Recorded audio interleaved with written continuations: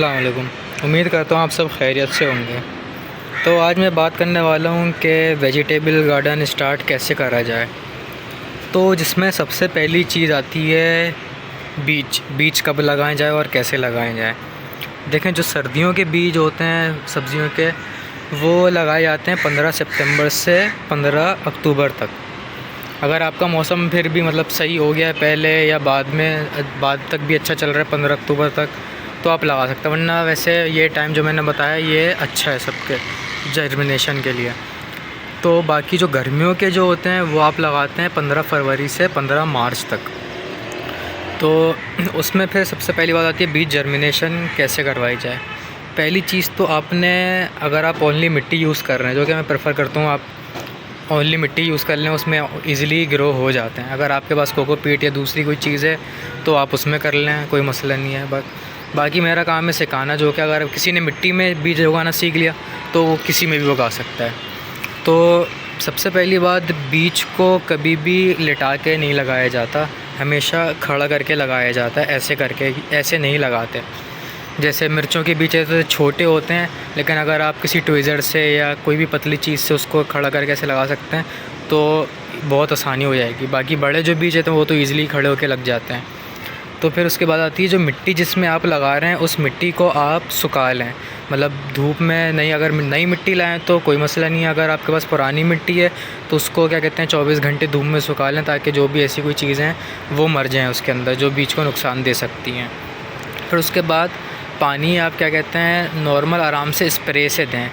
नहीं तो गमला जो है या आपने किसी भी चीज़ में लगाया है, आप उसके नीचे कोई भी ऐसी ट्रे रख दें, ये वाली, उसमें पानी भर के। इसमें तो सुराख हुआ हुआ है, इसमें मैंने सुराख करे थे, इसको मैं आगे बताऊंगा ये मैंने क्यों सुराख करे हैं। तो बग़ैर होल वाली आप कोई भी ट्रे ले लें, प्लास्टिक की या ऐसी ले लें कोई सी भी, उसके अंदर पानी भर दें। तो जो नीचे वाला सुराख होता है पौधे का, उससे ये होता है कि फिर मिट्टी ऊपर पानी खींचती रहती है, वो अपनी नीड पूरी करता रहता है। आप ऐसे कर लें, नहीं तो आप स्प्रे से उसको पानी दें। और उसको भी आप शेडेड एरिया में रखें, धूप में या सेमी शेड एरिया में नहीं रखिएगा, क्योंकि फिर उसमें पानी की नीड होती है। ज़रा से भी पानी सूख गया या बीज को कुछ हो गया तो काफ़ी मसला होता है। आप इसको फुल शेड में रखें, कोई मसला नहीं है। लेकिन जब वो ग्रो हो जाए, थोड़ा छोटा हो जाए, उसके 2 पत्ते निकल जाएँ, तो उसको फिर आप सेमी शेडेड एरिया में रख दें। डायरेक्ट सनलाइट में नहीं रखिएगा, उसको आप सेमी शेडेड एरिया में रखिएगा, ब्राइट लाइट में।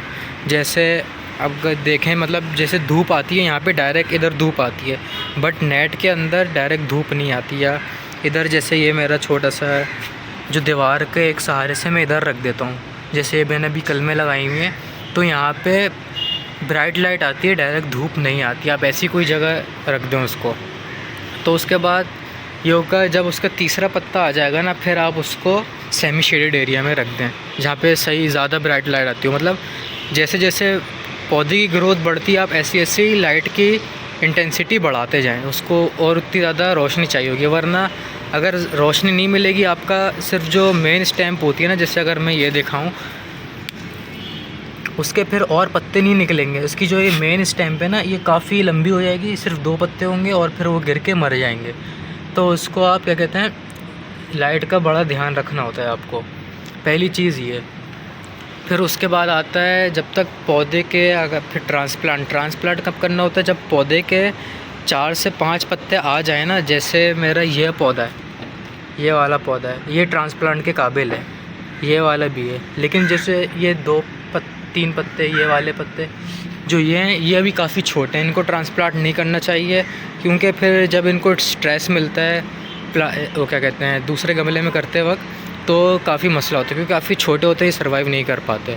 तो जब बड़ा पौधा हो जाए, या तो आप डायरेक्ट किसी बड़े, जहाँ आपको लगाना है बड़े गमले में, वहाँ पे बीज जर्मिनेट करवा लें, या अगर आप किसी छोटी जगह में करवा लें, सीडलिंग ट्रे में या किसी और पॉट में, तो इस चीज़ का ध्यान रखिएगा। फिर उसके बाद जो आती है बात, जब आप ट्रांसप्लांट कर लें, तो फिर आती है खाद के टाइम। पहले तो सॉइल प्रिपेयर होता है कि आप 3 हिस्से मिट्टी ले लें, 1 हिस्सा खाद ले लें, गोबर, गाय का गोबर हो या मुर्गियों का हो या जो भी हो, वो मिक्स करके आप उसमें लगा लें, जो कि बेहतरीन होगा पौधों के लिए। फिर उसके बाद आपको उसकी गोडी करनी होती है। जैसे ये देखें, इसकी मिट्टी बिल्कुल अभी फ्लैट हुई है, लेकिन ये देखें ना, इसमें मैंने किसी भी चीज़ से आप टूल से मिट्टी ऊपर की 2 इंच तक ऐसे कर लिया करें, ताकि ऑक्सीजन लेवल जो है पौधों में अच्छा रहे, मिट्टी में अच्छा रहे।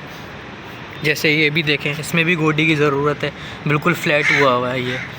तो इस चीज़ का फिर ख्याल रखना है। फिर आते हैं खाद, आप उसको 15-10 दिन बाद खाद देते रहें।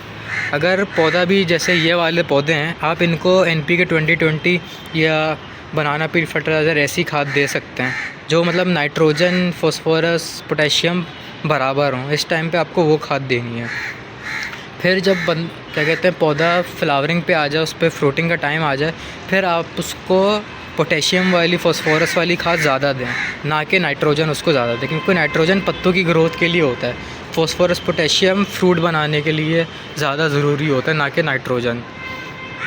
तो फिर उसके बाद आता है जब आपके फ्रूट लगना स्टार्ट हो जाते हैं, जैसे करेले की बेल है, जब फ्रूट लगना स्टार्ट हो जाते हैं तो सब्जियों के पौधे में सबसे बड़ा मसला है अटैक, पेस्ट का अटैक।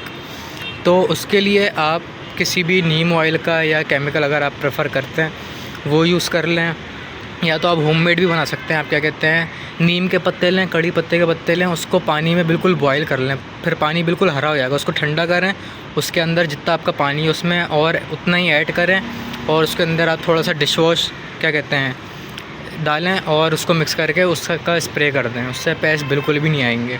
मेरे किसी भी पौधे पे ज़रा सा भी अटैक नहीं, क्योंकि मैं जो ये बताया तरीका मैं यही यूज़ करता हूँ। फिर आपको 10-15 दिन बाद वो यूज़ करना। अगर आप केमिकल यूज़ कर रहे हैं और आपके क्या कहते हैं जैसे फ्रूट लगा हुआ है आपके पौधे पे, तो आपको जब भी अगर आप वो हार्वेस्ट करें तो कभी भी जब नहीं करेगा, जैसे अगर आपने आज क्या कहते हैं वो करा, स्प्रे करा, और फिर आपको कल हार्वेस्ट कर रहे हैं, आप कल ही उसको खा रहे हैं, तो ऐसा बिल्कुल भी नहीं करिएगा। हमेशा उसको अगर आपने एक दिन करा, उसको 10-15 दिन बाद धो के अच्छी तरीके से फिर खाया करें, वरना केमिकल का असर होता है सब्जियों पे। तो या प्रेफर अगर आप करते हैं केमिकल तो कर लें, नहीं तो जो मैंने तरीका बताया उससे बिल्कुल भी नहीं आते पेस्ट, ज़रा सा भी अटैक नहीं होता। मेरे किसी पौधे पे अटैक नहीं है किसी भी चीज़ का। तो वेजिटेबल गार्डन स्टार्ट करना कोई मुश्किल बात नहीं है। आपको सबसे पहले मौसम का ध्यान रखना है, दूसरा जर्मिनेशन करवानी है, फिर उसको अच्छी से अच्छी लाइट, अच्छी मिट्टी और अच्छी खाद देनी है बस, और पैसे बचाना है, और कुछ भी नहीं है। बस आपको ये देखना पड़ेगा, जैसे अब ये सब्जियों के पौधे हैं, इनको बहुत ज़्यादा गर्मी मिलती है तो बर्निंग आ जाती है, तो आप उसको ऐसी जगह रखते हैं जहाँ पे सिर्फ क्या कहते हैं 2-3 घंटे की धूप आती है, जो कि इनके लिए इनफ है 2-3 घंटे के लिए। वरना काफ़ी लोग 5-6 घंटे की धूप कहते हैं, उस पर भी थोड़ी बहुत बर्निंग आना शुरू हो जाती है। मैंने ये नेट लगवाई है क्योंकि इस छत पे फुल डे की सनलाइट आती थी, जो और टेम्परेचर भी काफ़ी ज़्यादा था इस दफ़ा कराची में। तो जब भी फिर मैंने नेट लगाई और इसकी अब काफ़ी अच्छी ग्रोथ हो गई है, फ्लावरिंग फ्रूटिंग अच्छे से हो रही है। मिर्चों के पौधे पे भी हो रही है, इस पे मिर्चें भी लगना स्टार्ट हो गई हैं, इन पे भी कलियां बनना स्टार्ट हो गई हैं वाले मिर्चों पे जो नीचे 2 रखे हैं। तो बस आपको इन चीज़ों का थोड़ा बहुत ध्यान रखना है, इंशाल्लाह आप अच्छी से अच्छा गार्डन, वेजिटेबल गार्डन स्टार्ट कर सकते हैं। तो थैंक यू सो मच, अल्लाह हाफ़िज़।